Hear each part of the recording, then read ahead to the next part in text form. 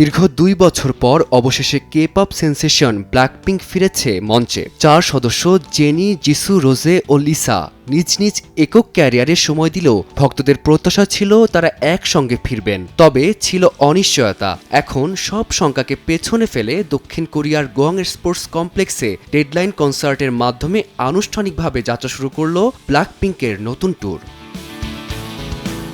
২ দিনব্যাপী আয়োজনে উপস্থিত ছিলেন প্রায় ৭৮,০০০ দর্শক। জমজমাট এই কনসার্টে ব্যান্ডটি ২৭টি গান পরিবেশন করে, যার মধ্যে ছিল kill this love, pink venom, how you like that, শাটডাউনের মতো সুপারহিট গানগুলো। এর পাশাপাশি ৪ সদস্য একক গানও উপস্থাপন করেন। যিসু গেয়েছেন আর্থকোয়েক ও ইউর লাভ, লিসা মাতিয়েছেন নিউ ওম্যান ও রকস্টার দিয়ে, জেনির কণ্ঠে বাজে মন্ত্র ও লাইক জেনি, আর রোজে মন ছুঁয়েছেন 3 AM, toxic till the end এবং বিশ্বব্যাপী হিট আপাতে আপাতে দিয়ে।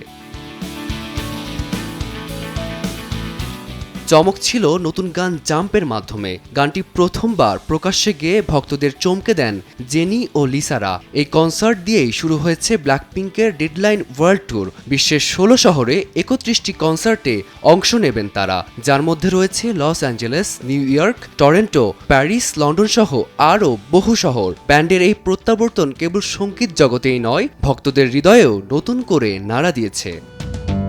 ফারদিন মাঝার, সময় সংবাদ।